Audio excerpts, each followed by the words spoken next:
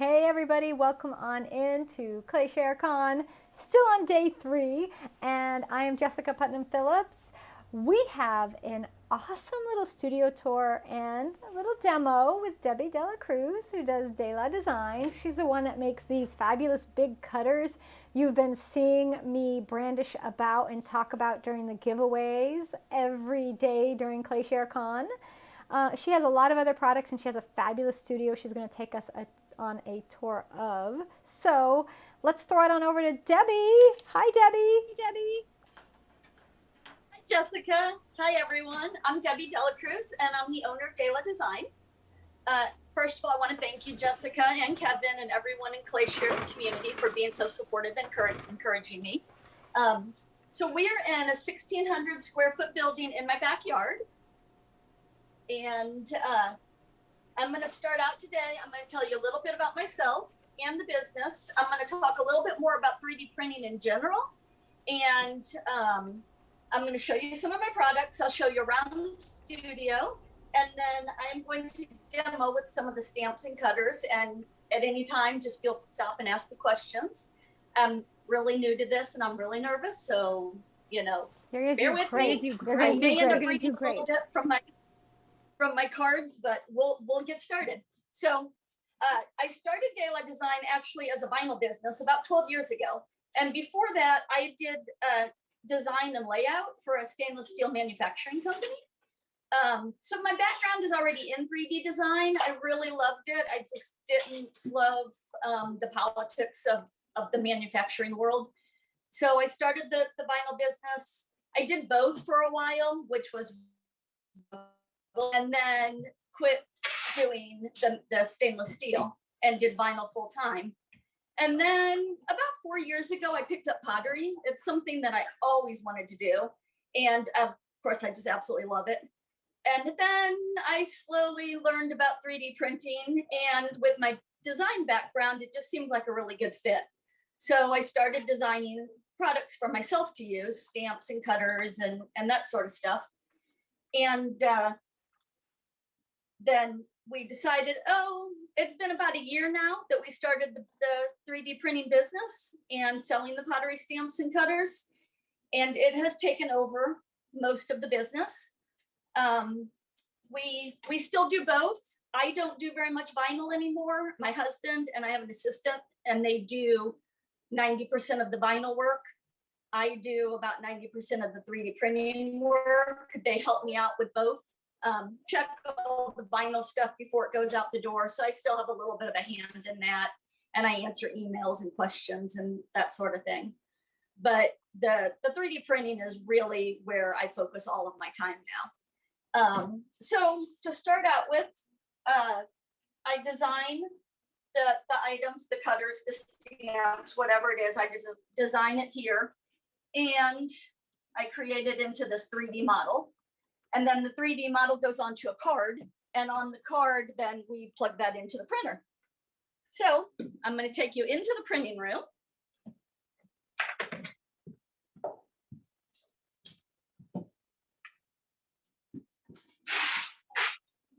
So this is the printing room here. We keep it in a separate room because we try to control the environment. We have 18 printers in here. We have 3 different sizes. I think I'm ready to add more. It's never enough. Oh, printers are very slow, so it takes a long time to print an item. I'll read a little bit from notes, if you don't mind. We keep the printers in this room so that we can control everything. They put up a lot of heat.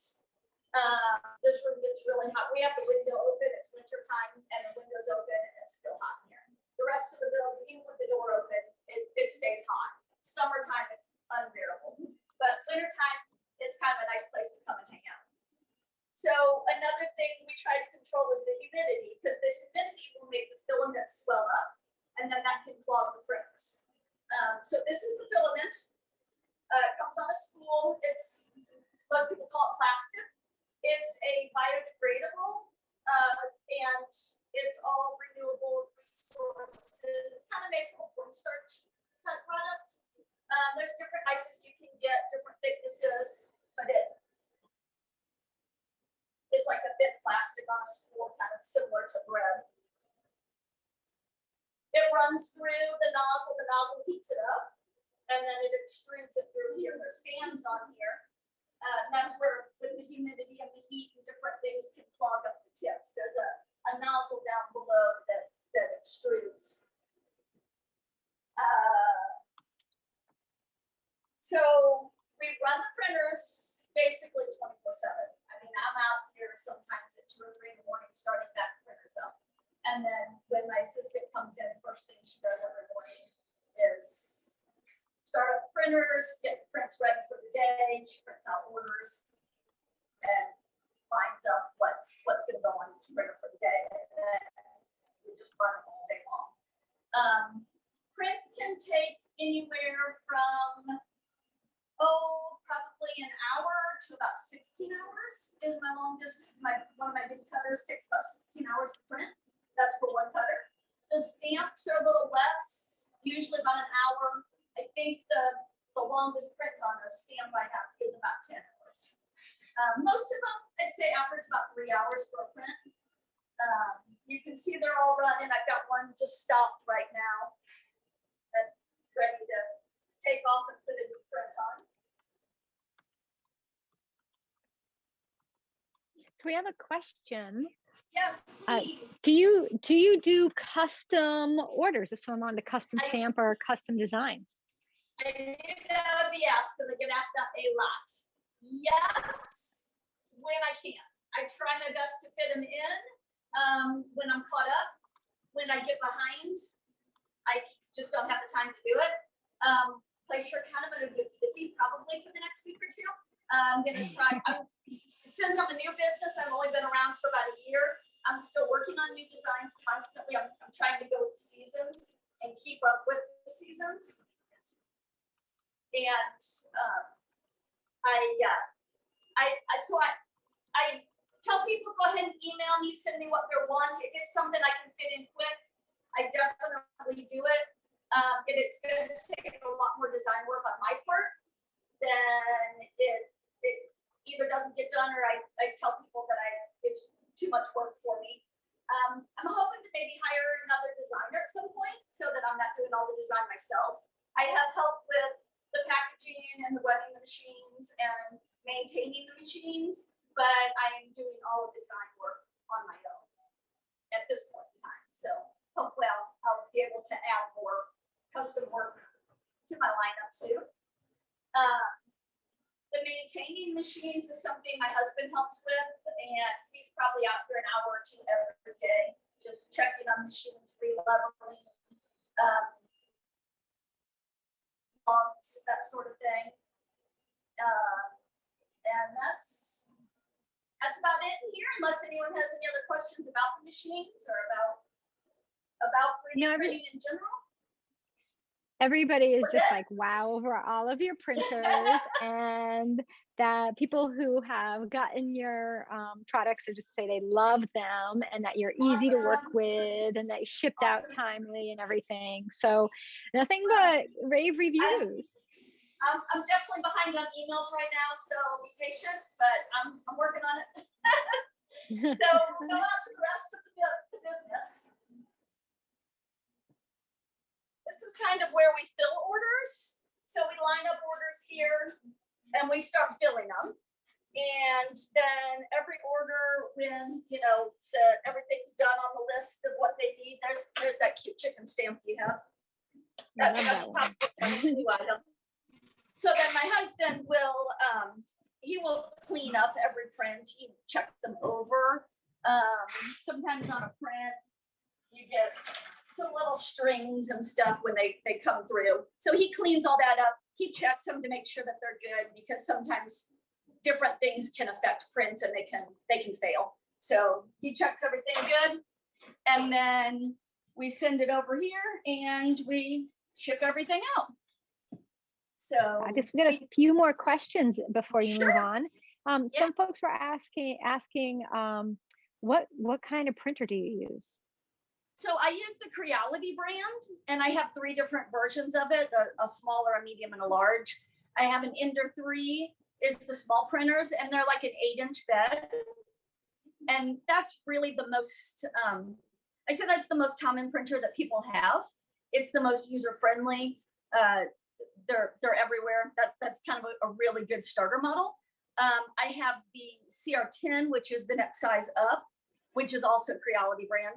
And then I have the 10S5, which is the big giant printers, and those are a little more custom. Take a lot more work keeping them leveled and just maintaining them, because that bed is so big, it gets off so much, and the bed's warp, and there's just a lot more issues with it. But they're great machines, really great machines. And the Creality, you and I should talk about this after. We need to have a talk. Absolutely. Where to start? Where to start? Yes. I've been looking at getting one. And then we had a question about what program do you use to design in? I design in Fusion 360 for most everything. Now, a lot of my stuff I will do AutoCAD, or not AutoCAD, I'll do Adobe Illustrator a lot to maybe create some of my more artsy designs, I guess. And then that doesn't create 3D model, but I can do the design in that. And then from that, I can convert the design into 3D using the Fusion 360. So it's a great program. And it's, I believe, part of the AutoCAD lineup. It's not what I learned when I did stainless steel. I was on one called Pro E, which is extremely expensive for, it's for industry only. So I have a little bit of a learning curve, and I've been out of the business for a while. So I was a little rusty getting started back up in design, but I'm definitely having fun with the design part of it. Fabulous. And then will you have cutters for the 2 new oval GR pottery forms that they're coming out? And people are asking about what cutters work on the GR pottery forms. Yes, I will. So we'll show you a little bit of cutters here.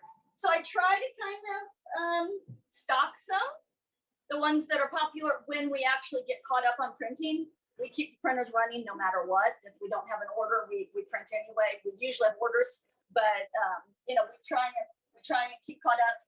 There's the big giant picture frame or hula hoop that you. I love that. I don't have it with me right now. It's on the other end of the studio. That does fit the biggest GR pottery form. What I like to do typically on these scallop cutters, I like to use about 1.5 inches bigger than the form. So I think the form for this is, I think it's 14 by 17. And this cutter, I believe, is 15.5 by 18.5. So 1.5 inches bigger both sides. And that's kind of how I've designed. This is the rounded rectangle one. Same thing, I've gone about 1.5 inches bigger. A lot of times on the straight edge, I might only do 1 inch bigger. It just depends. I know Jeff likes a really big rim. He probably does more of a 2-inch rim when he does his GR pottery form demos. I've always been pretty happy with about 1.5 inches, but I think that's all personal preference. I get asked a lot about how to figure out which size you need to order for the forms. And most of the listings on my website will tell you this form fits this size. You know, if you have this size form, this is the size cutter you want. But it can vary because, you know, you can use a bigger lip or a smaller lip. That's all personal preference. So did that answer everything or not? Was there something else? It did. And then there was a question, do you ever have seconds for sale? You know what? I had a big pile of them that I've been saving. My husband's always trying to throw them away because he's like, this is trash. I've kind of been saving a pile that I was going to maybe go through. Sometimes, like chicken, the first time I printed it, the eyeball wouldn't stay. But you can easily take a stylus and make an eyeball. So that's easy. So I wouldn't sell it. I have a lot of seconds in my studio. You know, the saying that the cobbler's son has no shoes. Well, I have all the crappy products in my room. So I thought about doing that, and I have been kind of gathering up seconds. Because another thing you can do, typically when we have a fail on a cutter, it's usually that the wall didn't print, because that's your weak spot. And sometimes in shipping, those will break, and if they do, I replace them. So every now and then I get contacted about one breaking. But you can use just the outer rim and use it as a template and run your needle tool around the edge, because this is a nice, solid, fairly thick plastic that it does make a good template. And that's another thing I'll show you when we do some demos, is that you have not only the cookie cutter, which is the inner shape, but you can lay your cutter down and outline the bigger, and then basically you have two sizes in one cutter. So that's a good little tip. I love that. I love that. So yeah, it gives you a little bit of variety. So any other questions then about 3D printing? Because then we can move into pottery and do that. No. Okay. No, the only question someone has is, you say they're biodegradable. Will they biodegrade over time? No, they're gonna, and that's another thing. I do include information about not running them through the dishwasher, because heat is Yes. what is that's what melts the plastic to run it through. But it's high heat, you know. If you leave it sitting out in the sun, it's gonna be fine. I wouldn't do it every day. It might start to warp. I don't know, because I've not done that much research on that. But yeah, they're biodegradable, but we're talking, you know, pretty long time here. These are going to last probably your lifetime. So I don't see that especially when stored properly. So, okay, my pottery room is in here, which right next door to the 3D printing room, which is really convenient. So I can hop in here, make some stuff while I still monitor the prints, but then at the same time, it also keeps me from really focusing in here because I'm always popping in there. But here's my room. We'll do a quick little tour of the room. So I like to store my cutters on the wall, on the pegboards. I've got my rolling pins, my tools, still kind of organizing my tools. I used to do pottery in the house. And as I've expanded more with COVID, and I'm not going to a local studio near as much, I'm doing more at home. I used to only hand build at home and do the wheel at the studio, but now I'm doing both here. So I've kind of been gradually setting up this room, and I moved it out here to the building in the backyard. I don't have running water out here, which is the drawback, but I'm out here so much with the business anyway that it makes sense. I can run in here and I can test a stamp. I can test some cutters, take pictures, get it listed. I do all my glazing still. I have that room set up in the house still. So that kind of gives me my peace and quiet time when I really want to get away from things. I can just go in there and I can sit down and glaze and focus on that. So I've got the pegboards here, the rolling pins. This is how I store my stamps, because I have just about one of everything because I test it. I've got a lot to store. I've got my forms down here, the GR Pottery forms. I've got a few others here. I keep my clay down here at the bottom. And then I have my wheel conveniently tucked in the corner, kind of out of the way, so I can focus on that when I'm doing that.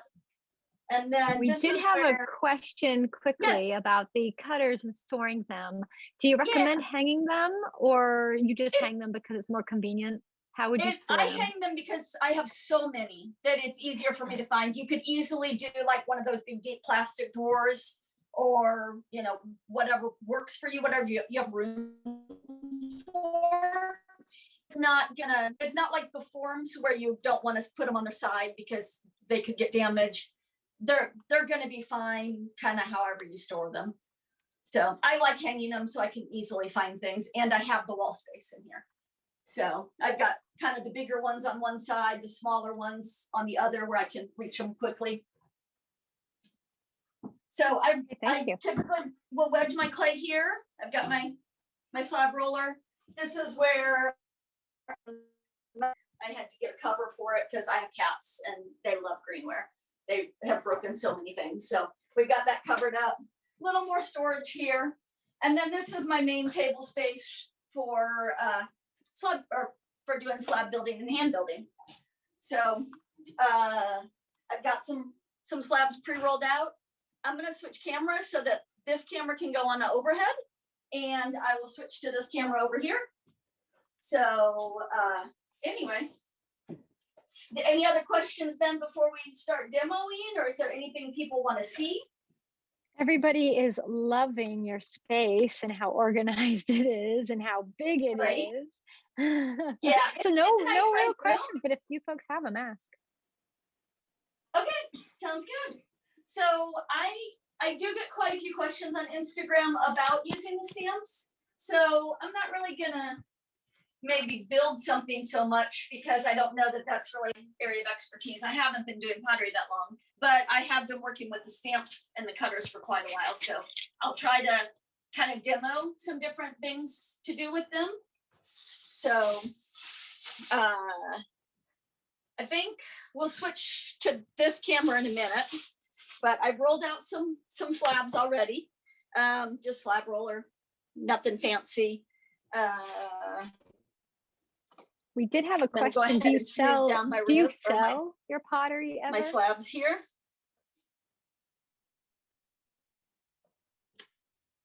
I don't know if Debbie could hear me. So Debbie, someone I asked, use do you ever porcelain, sell your which is pieces? pretty soft. I do sometimes use other clays.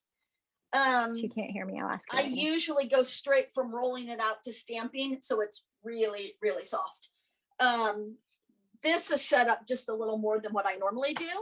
But because my clay is usually pretty wet, when you're stamping, you will want to use cornstarch. And I keep a little container here, and I just got an old makeup brush in it that I didn't use anymore.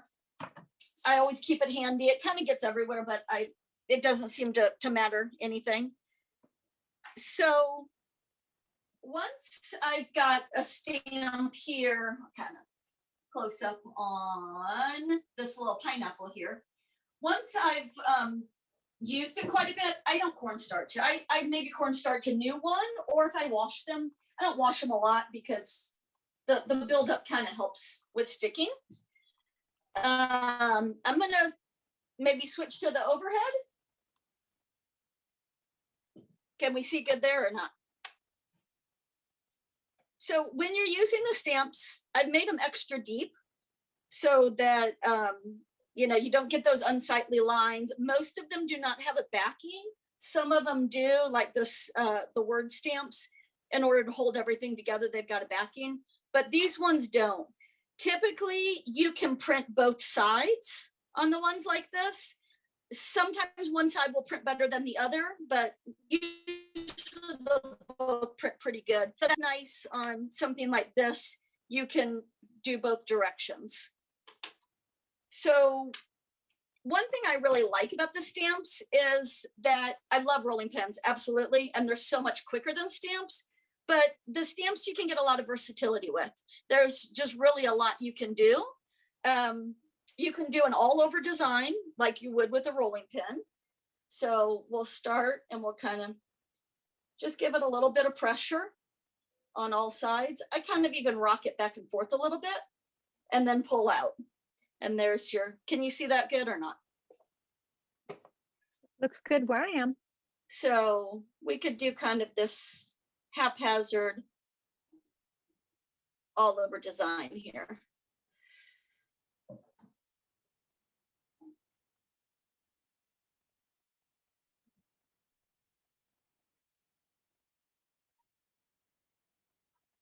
And now the really nice thing about the stamps being so deep, and they do have a little bit of a sharp edge, but that means you can reline back up. So see, this one's not near as deep as the others.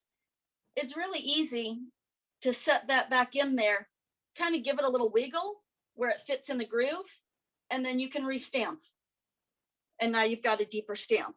So one of the tips people ask is, how do I get them so uniform? So I think the key is just not going too deep, because if you go too deep, do I need to do something with volume?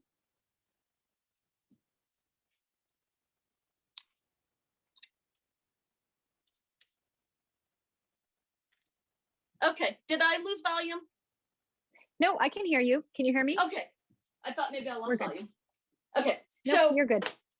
Okay, so this is kind of the all over pattern, and I'll show you some examples of what I've done with that. So here's one. Can you see this good here? to see the pattern. This is using this stamp here, where I did an all over pattern. And then here I've done the same stamp, and I've done more of a border design, and we'll do that next. But here's some examples of the all over pattern that I've done. Here's one with the pineapples. And you can see I just kind of went around. Here's one where I used a sunflower stamp. Do you mind holding them up just a little longer to the camera so that which so to this camera? No, the where is that better there? Well, no, it's where you were before. Can actually. You see that? Or is that good? Ask Kevin. Kevin, is that better? That one's good. He says that's really good. Yeah, that's great. Because folks are going to want to see. Yeah, perfect. Stamp.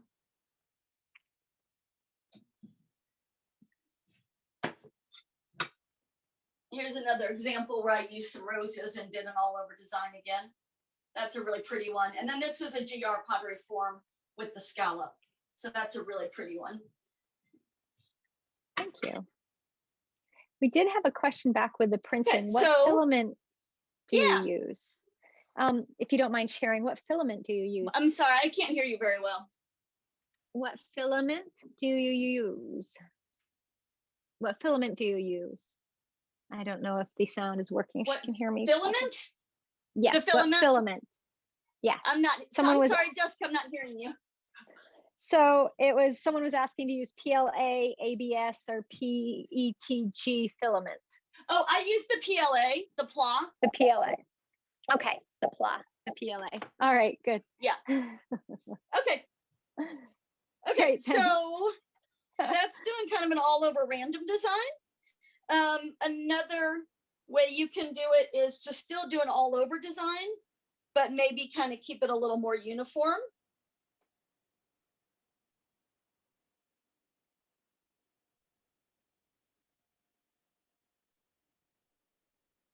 I'm just kind of going quick here. So you could kind of do a uniform pattern if you wanted with those.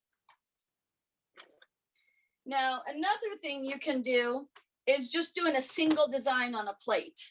So I've got some examples here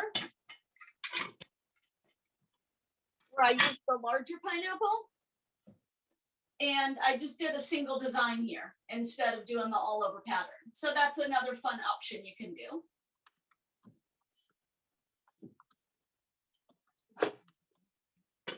Will you show that one again, please? Yes, I sure will. Thank you. People love pineapples. The same pineapple stamp and a larger size, also on a GR pottery form on a scallop rectangle. Everybody loves pineapples. Oh yeah, I think the pineapple was the very first stamp I made. That was the first one, and I've been using it like crazy. So the rose is another one I use a lot, and then this leaf design, I've been using that one a lot. And then of course the seasonal stuff, but those are ones that are kind of go-tos. So that's doing a single design. Now another thing you can do is different border designs. So let's pull a different piece over.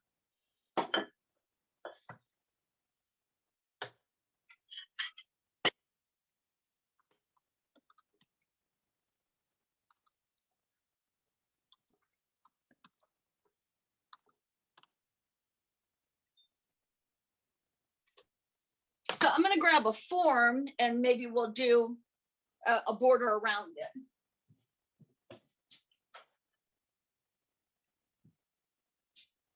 So I'm just going to lay this one out here, kind of get an idea of what I'm gonna use for my size. And I'm going to take, well, let's go ahead and just do the pineapple again. And let's do just kind of this fun little border around it.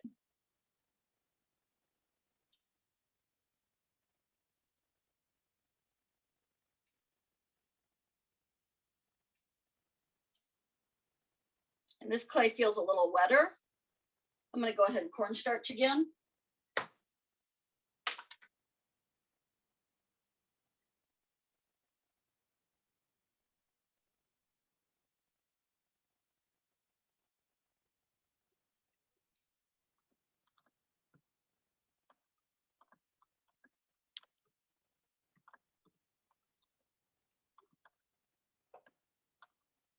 See how I kind of like to rock it a little bit? I get a good clean stamp that way.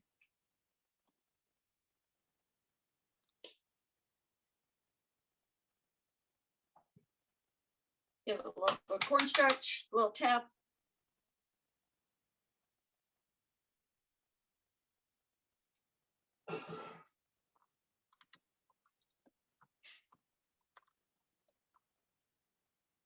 We have a quick question. Do you know if you have a Sure. dragonfly stamp?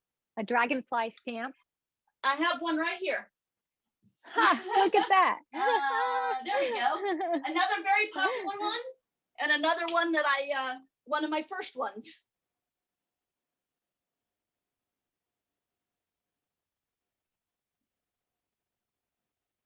Okay, so there we've got kind of a cute little border. We could leave the center plain, or we could even add one in the center. But we're going to go ahead and cut that out then.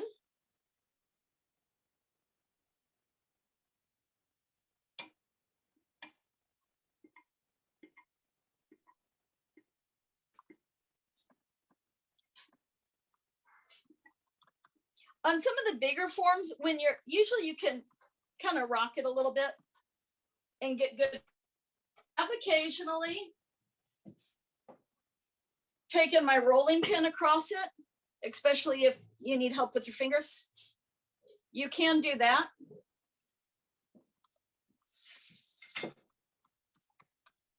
Tear this away.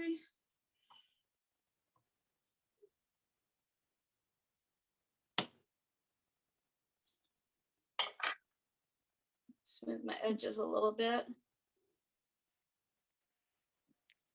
I don't know what the best angle to see that.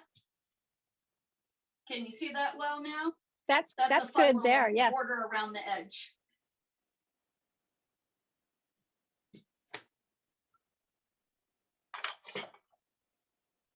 Okay, so I'll show you some finished products where I've done that border edge. This is that one again with the branch leaf. Can you see that good? Great. And then this is my fall leaves, and that's really pretty as a border pattern. I love that. And that makes a really nice all over pattern too. And this is that football looking design that I sent to you, Jessica, I think, for a soap dish. And that works with the GR pottery forms. That's great. I don't know if you can hear me well, but got a question. Do you ship to the UK? I ship international. Yes. In fact, I ship a lot of international. Probably every day I have at least a couple of orders that go out international. Shipping can be tricky as far as how long it takes. You can, when you purchase, you can kind of choose what shipping method you want. The US Postal Service is going to be your cheapest option, but it takes forever. It's extremely slow, but it's a little more economical. When you start using UPS or DSL, it's way more reliable, but it's very costly. So customer can kind of choose what they want as far as how soon they want it and how much they're willing to pay for it. But we ship all over the world. We've really shipped, I think, everywhere. And then I got another question. I don't know if you hear me well enough, but how deep are the cutters? So I make all the cutters, they're 0.45 inches, almost a half inch. Let me close in on you the side wall. You can see that it's way deeper than what your clay would be. I just make them that deep. Obviously, you're not going to press down all the way, because if you do, you're going to have a mess. But I make them that deep so you still kind of something to hold your fingers on, and then you don't have that backing that creates the square around it. And on the ones that do have the backing, there's enough depth that you're not going to see it. Like I've got some of the letter stamps here, the alphabet stamps. We'll just go ahead and show you that. So they are on a backing. Find my camera here. But they're very deep. So when you stamp,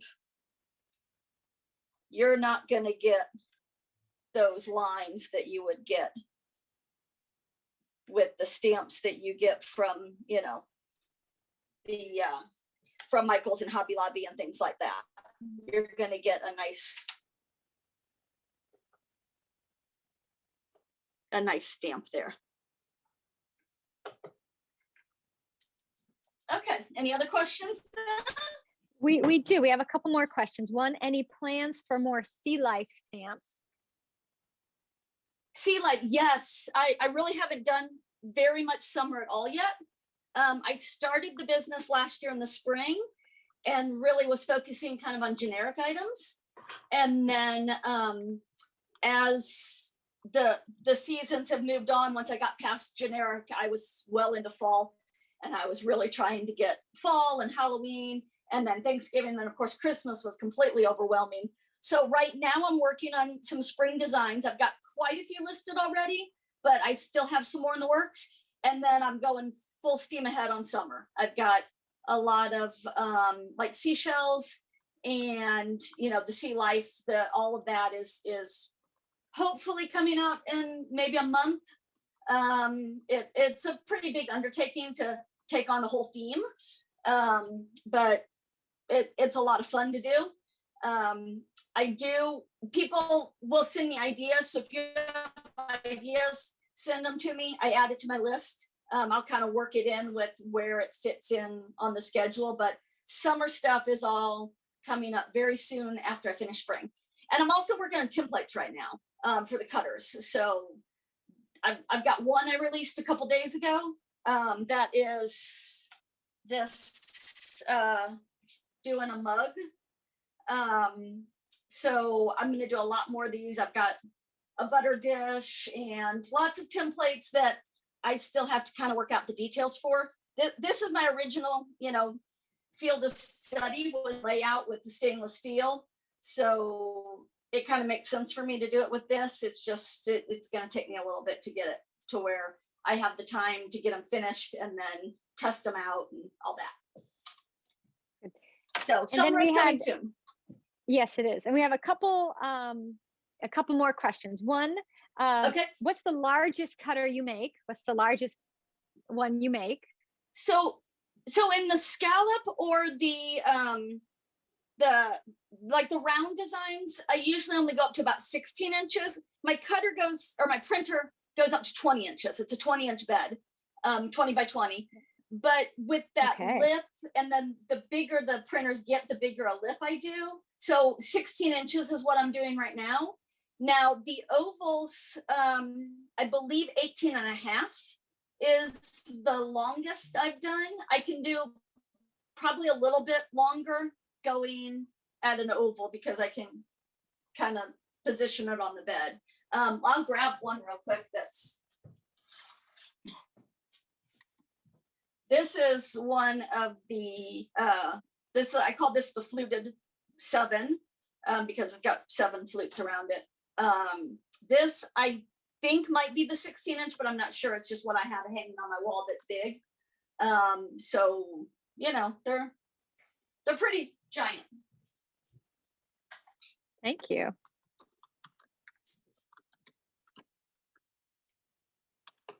Okay.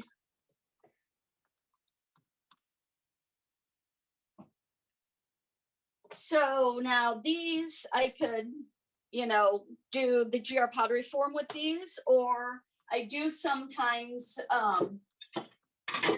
use my banding wheel and use it on a hump and make on the hump mold.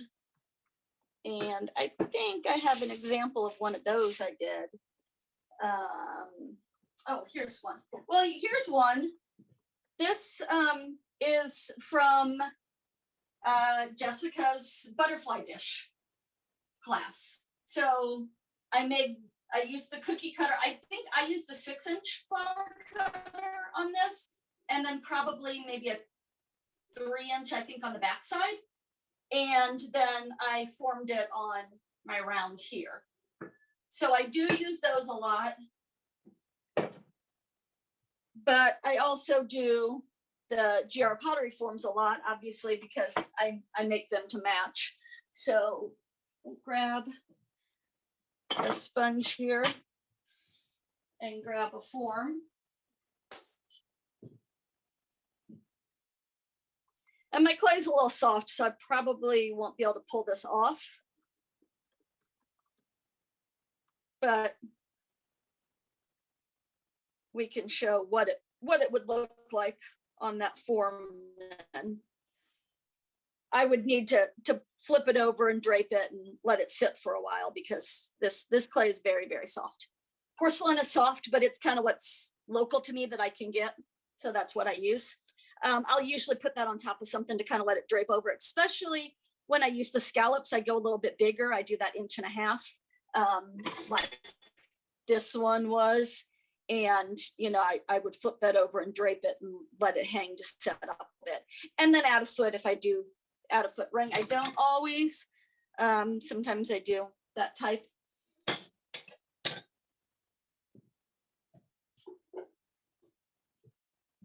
This out of the way. Okay, so let's see what else we want to do. Now, one thing you can do with the stamps, I do sometimes use them on the wheel thrown pieces, not a lot because I've been throwing at the studio and I don't always have the timing right. But this is one where I threw that and then did the bee stamp in the center. I'll show a close up of that here. So that works pretty well. It's a little harder with the timing on wheel thrown, I think, to get the stamp and the timing right, but it does work. Here's another couple I did recently. These just came out of the kiln. So this one, I actually threw this on the wheel. I used the brown clay at the studio and I painted white slip on, and then I only did the stamp through the slip.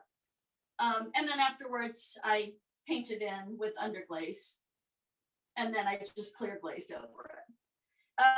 This stamp, by the way, was my freebie in January. So every month on my website, not on Etsy, every month on my website with a $20 purchase, there's a free stamp. It's usually about a 1-inch size, sometimes a little smaller. This month's for February is a shamrock. I haven't decided what March is going to be yet. Probably it'll be something spring, probably a flower. But this was a free stamp for February. I've gotten a ton of use out of it. Makes a great border. It combines really well with the other stamps. So that's something to remember. Every month there's a different stamp out.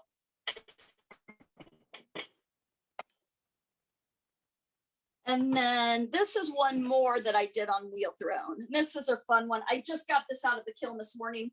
I had a little bit of drips that I'm going to have to sand down. But this stamp here, I just did in 2 sizes. I did three stamps there kind of to make a pretty border. And those stamps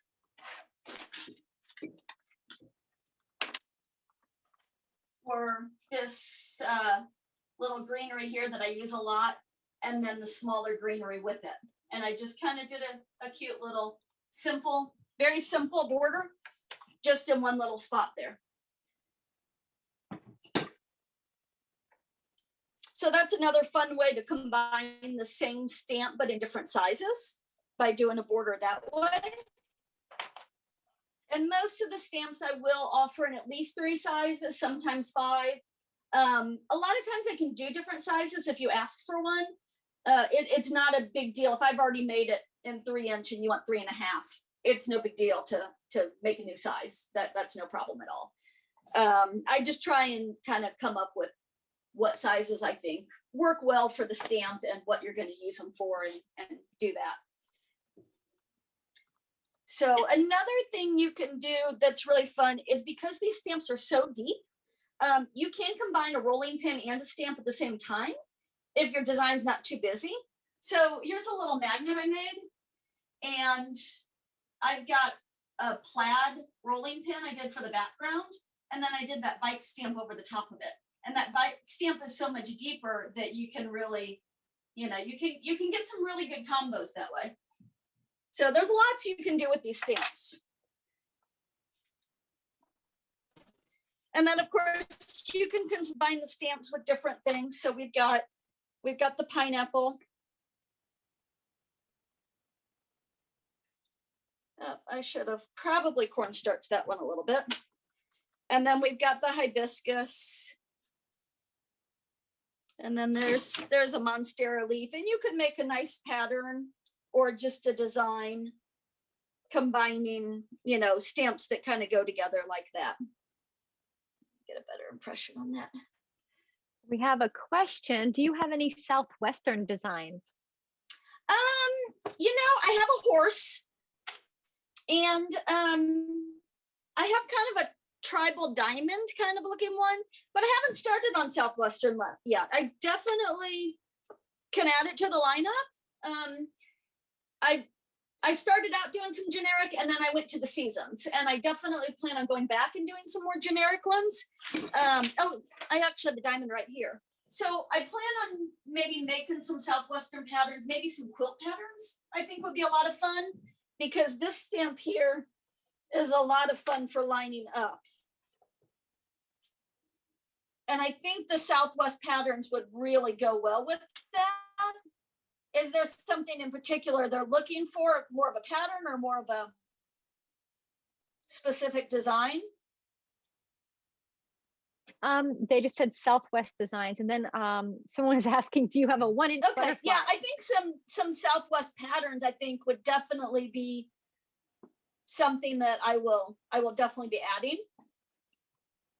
And there was a question about Celtic designs. What kind? Celtic. Oh, Celtic. Yeah.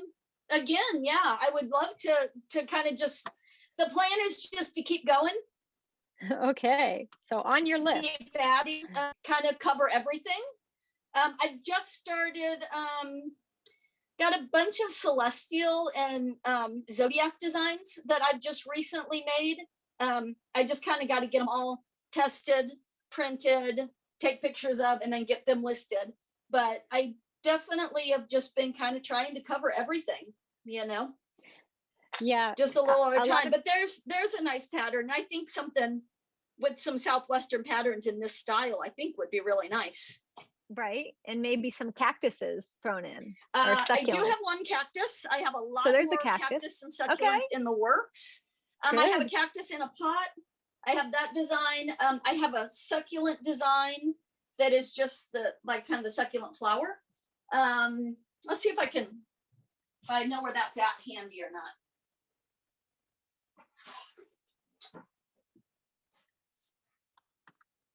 Not sure if I know where those are.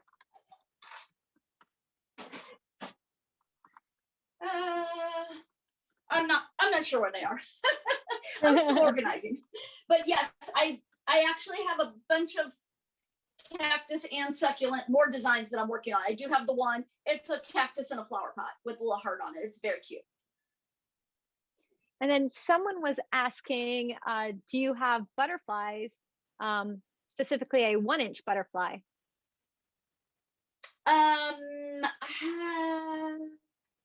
I think my butterfly that I have only goes down to 2 inches, a pretty detailed one, very detailed. I definitely have a plan for a more casual one. I've got some kind of designs that I kind of call on my doodle design line, and they're much more like fun, casual, doodly type ones. My Valentine ones are mostly that style. And the butterfly I have is more like the leaf design. It's much more intricate. So I don't have it real small. I think 2 inches is the smallest it goes, but I can definitely add a butterfly in a smaller size. Okay, good. Okay. I don't know how we're doing on time. We're good. We have, are we doing good, or do we? Yep. About a little under 10 minutes left. Okay. So we'll just do a couple other things real quick then, and just keep with questions if you've got them. I'll do a few ornaments because these have been really popular. This here is a little nativity scene design that I made. And that's a really popular item, and it's so pretty, and you can do so much with that. And on those, I've made the stamp and the cutter. So you can buy both. You can buy the stamp by itself, and I've seen people use that stamp on the center of a plate, and it's really pretty. Or you can buy the stamp and the cutter together. And that's how my gnome designs are kind of made that way, that I've done just the gnome by itself. And you can do that on, okay, here's a plate where I did the gnomes on a plate. I didn't cut them out. And then I've also done those gnomes as ornaments. So I make the cutter that goes around it, and you have the option of buying either or both.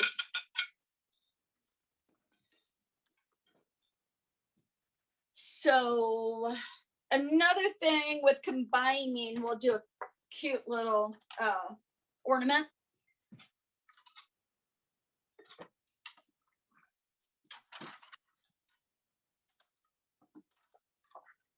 Get a new piece of clay here.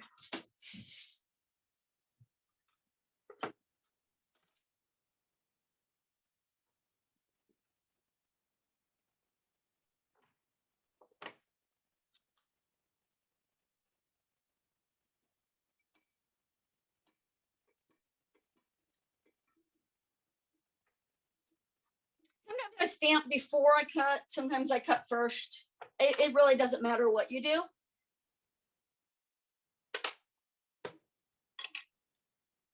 I've got this Merry Christmas stamp we'll put on here. And on these word stamps especially, I kind of rock it a little bit to get a good impression, rock it forward and backwards. And that's a really good impression right there. And then I can take like my snowflake.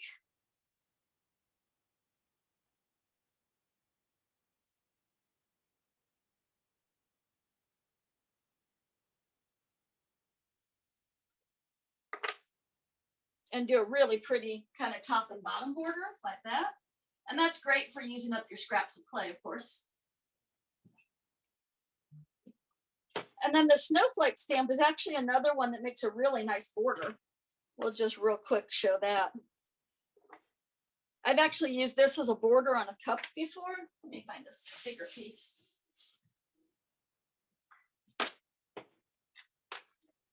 This makes a really nice all over design. But you can also, because it's still geometric, I didn't smooth out my texture on this, but you'll get the idea.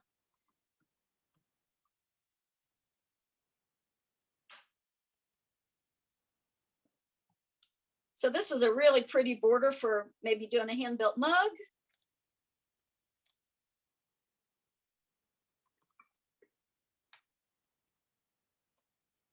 I don't know if you can see that really well.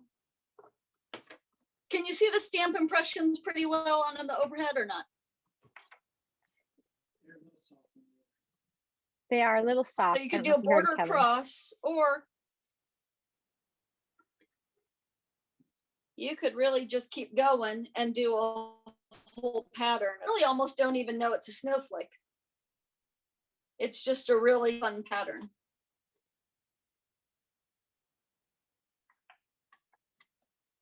If you can see that.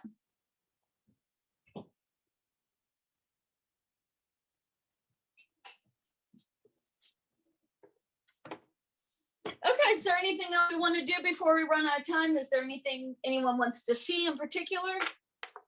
People are loving the gnomes, so I don't know if you've got gnomes. Oh, the gnomes are a lot of fun. I do a lot of gnomes. So I've started on, so this gnome here with this fun little striped hat, he's a Christmas gnome, and he actually has a stamp that goes with him that has hands and he's holding something. But you can use it with holding it or without. But then this is that same stamp, and he's holding a little Valentine envelope. So I've made some different stamps that go with the different gnomes, so you can kind of mix and match them. And I'm going to add more holidays, so they'll have the Christmas ones I started with. They go to the Valentine, and then I'll be adding some spring and fall designs to them too. So they're very popular.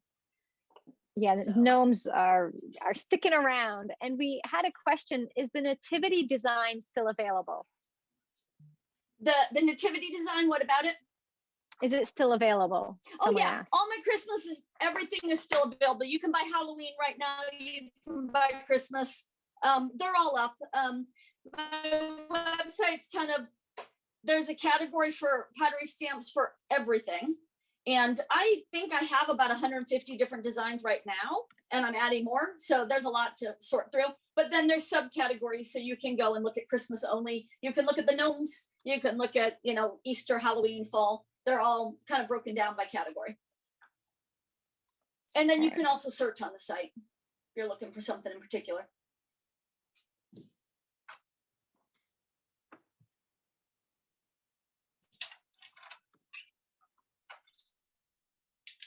So I think I get asked a lot too, the soap dishes.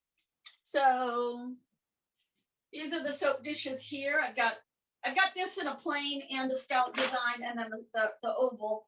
And that is what I used to make these soap dishes here. A lot of people really, really like the soap dishes. I don't really use one that style, but a lot of people love them. I'll try and see if I have some other designs to show you real quick. Here's another fun thing you can do real quick. I'll show you. This is kind of a matching set. And on this, I did, the Monstera leaf on a single on a little plate. And then I did an all over design on this one.